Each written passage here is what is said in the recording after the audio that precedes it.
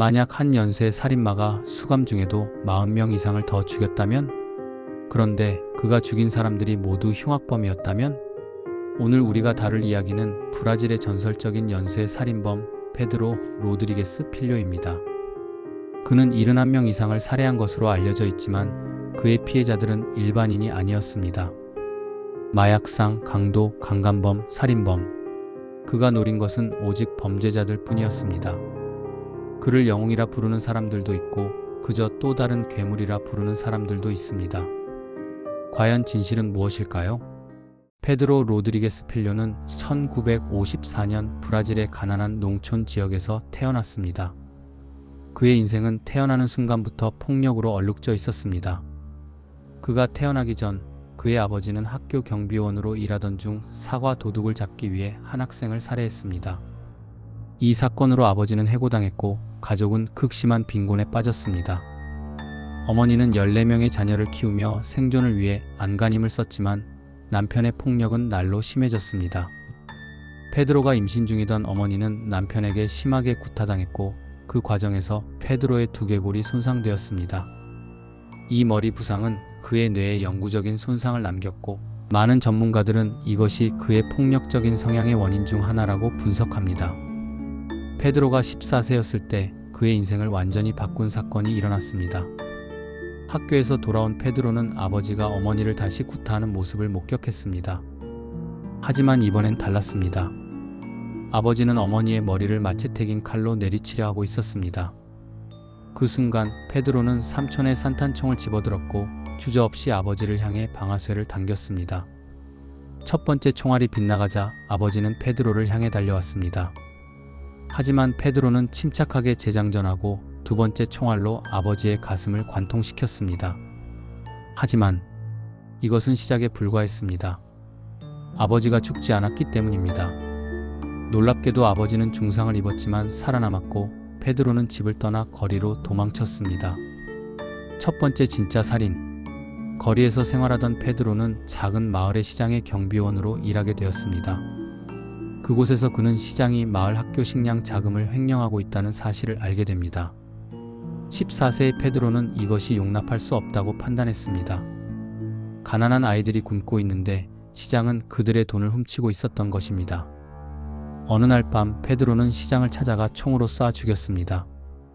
이것이 페드로의 첫 번째 진짜 살인이었고 그의 정의 집행자로서의 여정이 시작된 순간이었습니다. 그는 자신이 잘못을 바로잡고 있다고, 법이 심판하지 못하는 악인들을 처단하고 있다고 믿었습니다. 그리고 이것은 단지 시작일 뿐이었습니다. 연쇄 살인의 시작. 시장을 죽인 후 페드로는 상파울루로 이동했습니다. 브라질 최대 도시인 상파울루는 1970년대 범죄와 폭력으로 가득한 곳이었습니다. 부패한 경찰, 활개치는 마약상, 무법천지 같은 빈민가. 이곳에서 페드로는 자신의 사명을 본격적으로 시작했습니다. 그의 타겟은 명확했습니다. 마약상, 강도, 강간범, 살인범, 그리고 모든 종류의 흉악범들. 페드로는 자신이 청소부라고 생각했습니다. 사회가 처리하지 못하는 쓰레기들을 제거하는 사람. 독특한 살인 방식. 페드로의 살인 방식은 잔혹하면서도 체계적이었습니다. 그는 자신의 타겟을 철저히 조사했습니다. 며칠, 때로는 몇 주 동안 대상을 미행하며 그들의 범죄를 확인했습니다. 확신이 들면 그는 주저없이 행동했습니다. 총, 칼 또는 맨손. 무기는 중요하지 않았습니다. 중요한 것은 정의가 실현되는 것이었습니다. 하지만 페드로에게는 한 가지 규칙이 있었습니다. 절대로 무고한 사람은 건드리지 않는다. 여성과 아이들은 절대 해치지 않는다. 오직 범죄자만. 이것이 그를 다른 연쇄 살인범과 구별짓는 특징이었습니다. 악명 높은 사건들. 가장 충격적인 사건은 그의 아버지와 관련된 것이었습니다. 14세 때 아버지를 쏜 후 페드로는 아버지가 살아남았다는 것을 알게 됩니다. 18세가 되었을 때 그는 아버지를 찾아갔습니다. 웨딩 파티에 참석 중이던 아버지를 발견한 페드로는 그 자리에서 21번을 찔러 죽였습니다. 하지만 이것으로도 충분하지 않았습니다. 그는 아버지의 심장을 꺼내어 한 입 베어 물었습니다. 나중에 인터뷰에서 그는 이렇게 말했습니다. 맛이 있을 줄 알았는데 너무 쓰더군요. 아마도 그가 평생 저지른 악행 때문이었을 겁니다. 71명의 피해자들. 페드로는 공식적으로 71명을 죽인 것으로 인정했지만 실제 숫자는 훨씬 더 많을 것으로 추정됩니다. 일부 전문가들은 100명 이상일 수 있다고 말합니다. 그의 피해자 프로필을 보면 마약 딜러와 갱단원, 살인범과 강도, 강간범과 아동학대범, 부패한 경찰과 공무원. 페드로 자신은 이렇게 말했습니다. 나는 범죄자들만 죽였습니다. 법이 그들을 처벌하지 못한다면 누군가는 해야 합니다. 내가 죽인 사람들의 희생자 가족들은 나에게 감사해야 합니다. 하지만 과연 그는 정말 정의의 집행자였을까요? 아니면 단지 살인에 대한 정당화를 찾은 사이코패스였을까요? 체포와 수감. 1973년 마침내 페드로는 체포되었습니다. 당시 그는 19세였고 이미 수십 명을 죽인 상태였습니다. 그는 128년형을 선고받고 상파울루의 악명 높은 교도소에 수감되었습니다. 하지만 교도소도 페드로를 막을 수는 없었습니다. 교도소 안의 살인. 1970년대 브라질 교도소는 말 그대로 지옥이었습니다. 과밀 수용, 부패한 교도관들, 갱단의 지배. 법과 질서는 사실상 존재하지 않았습니다. 페드로에게 이곳은 완벽한 사냥터였습니다. 그는 교도소 내에서 가장 악명 높은 범죄자들을 타겟으로 삼았습니다. 강간범, 아동성범죄자, 폭력적인 갱단원들. 페드로는 교도소 안에서도 자신의 정의를 실현했습니다. 놀랍게도 그는 수감 기간 동안 47명을 더 살해했습니다. 이 중 대부분은 교도소 안에서 벌어진 일이었습니다. 가장 충격적인 교도소 살인. 1980년 타우바테 교도소에서 페드로는 자신의 가장 악명 높은 교도소 살인을 저질렀습니다. 그의 독방 옆에는 한 연쇄 강간범이 수감되어 있었습니다. 이 남자는 특히 잔혹한 범죄자로 수십 명의 여성을 강간하고 살해한 것으로 알려져 있었습니다. 어느 날 페드로는 벽에 구멍을 뚫어 옆방으로 침입했습니다. 그는 그 강간범을 무참히 구타하고 칼로 찔러 죽인 후 시체를 토막냈습니다. 교도관들이 발견했을 때 페드로는 피로 범벅이 된 채 담담하게 앉아 있었습니다. 그는 이렇게 말했습니다. 그는 여자들을 강간하고 죽였습니다. 그런 인간은 살 자격이 없습니다. 법이 그를 죽이지 않는다면 내가 해야죠. 이 사건으로 그의 형량은 400년이 넘게 늘어났습니다.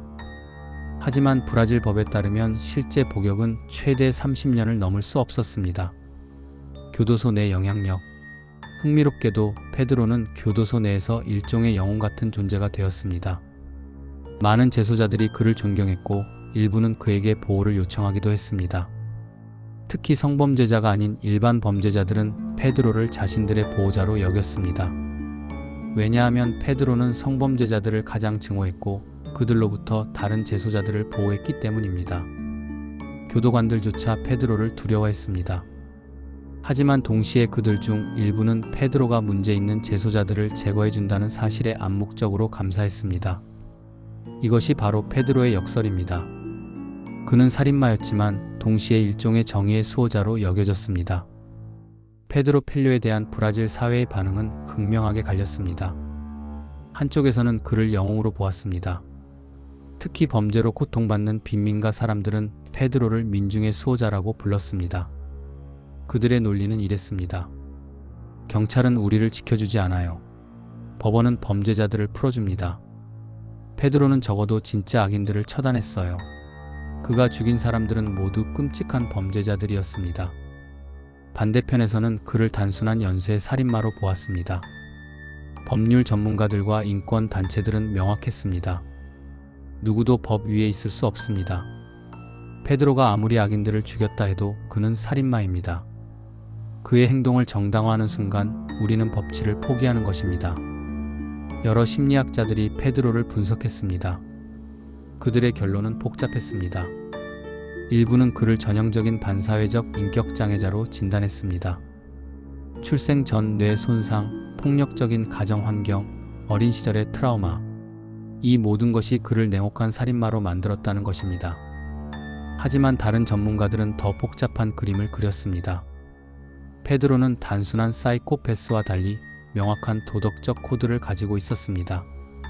그는 무고한 사람들을 해치지 않았고 여성과 어린이를 보호했습니다.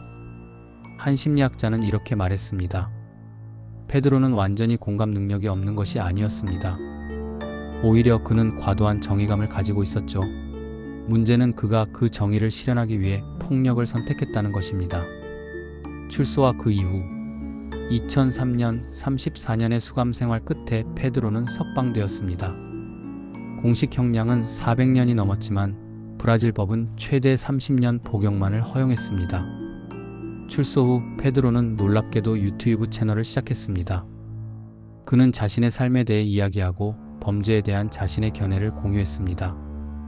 일부 영상은 수백만 조회수를 기록했습니다. 그는 인터뷰에서 이렇게 말했습니다.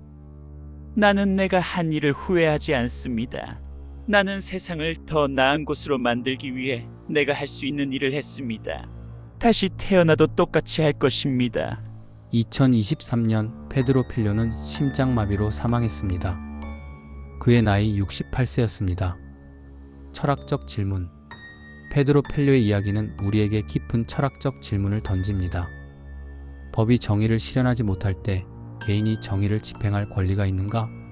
악인을 죽이는 살인은 정당화될 수 있는가? 페드로가 죽인 범죄자들이 정말로 악인이었다면 그의 행동은 정의였는가? 목적이 수단을 정당화할 수 있는가? 이 질문들에는 쉬운 답이 없습니다. 그리고 아마도 그것이 페드로 필료의 이야기가 이토록 매혹적이고 불편한 이유일 것입니다. 페드로 로드리게스 필료, 71명 이상을 죽인 연쇄 살인범. 하지만 그의 모든 피해자는 범죄자였습니다. 그는 자신을 정의의 집행자라고 믿었습니다. 수많은 사람들이 그를 영웅으로 여겼습니다. 하지만 동시에 그는 의심의 여지 없이 살인마였습니다. 이제 질문을 여러분께 드립니다. 페드로 필료를 정의로운 살인자라고 보십니까? 아니면 그저 또 다른 악마라고 보십니까? 댓글로 여러분의 생각을 들려주세요. 이 영상이 흥미로웠다면 좋아요와 구독 부탁드립니다. 다음 영상에서는 더욱 충격적인 범죄 이야기로 찾아뵙겠습니다. 시청해주셔서 감사합니다.